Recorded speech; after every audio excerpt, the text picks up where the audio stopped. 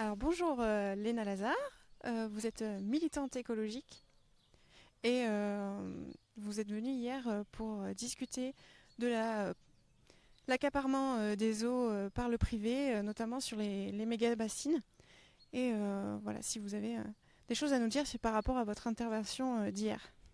Oui, du coup, je suis venue parler de la lutte contre les méga-bassines, sur laquelle je suis impliquée depuis 2 ans, via le mouvement Les Soulèvements de la Terre, donc qui est une dynamique nationale contre l'agro-industrie et l'artificialisation des terres.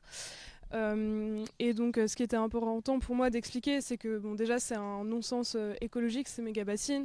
Elles sont décriées par tous les scientifiques, mais aussi, et c'est pour ça que moi j'ai commencé à me mobiliser là-dessus, c'est une grande injustice dans le milieu, dans le monde agricole, parce qu'il y a seulement 6% des agriculteurs qui vont être concernés par les projets de méga-bassines dans les Deux-Sèvres, et forcément, c'est les plus gros pour la majorité, donc notamment des grosses coopératives de maïs qui sont à l'initiative de ces ouvrages parce que en fait elles pouvaient plus pomper l'eau l'été, soit parce que les cours d'eau étaient totalement à sec, soit parce qu'il y avait des interdictions préfectorales, et donc elles se sont dit ok, bah, pour éviter de ne plus pouvoir cultiver du maïs dans des endroits où malheureusement on manque d'eau, on va construire ces énormes bassins et pomper l'eau l'hiver, comme ça on en aura l'été. Mais voilà, on voit que c'est un accaparement de l'eau pour une minorité, et surtout pour un modèle d'agriculture dont on ne veut plus, qui a un impact important sur la biodiversité par son utilisation de pesticides notamment, et qui a aussi des pratiques voilà, pour le sol et aussi pour les paysans qui sont assez déplorables, quoi. Ça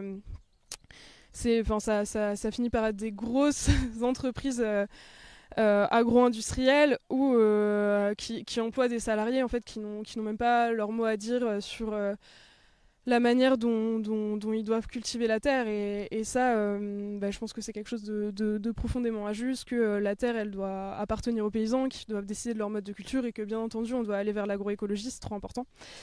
Et donc voilà, c'était important pour moi de parler de tout ça. Et on voit qu'il y a un fort intérêt pour les soulèvements de la terre. Il y avait des comités locaux qui étaient présents, et qu'il y a plein d'actions qui vont avoir lieu aussi à Nîmes, à Arles. Et donc ça m'a fait vachement plaisir de rencontrer tous ces gens-là. Enfin bon, apparemment il y a des problèmes de contournement routier qui dévorent les terres agricoles autour de Nîmes et de Arles. Donc voilà, j'espère aussi que aux discussions d'hier, qui étaient vraiment passionnantes, on va pouvoir aussi se mobiliser localement, et que ça a donné aussi des pistes d'action pour les personnes qui étaient là.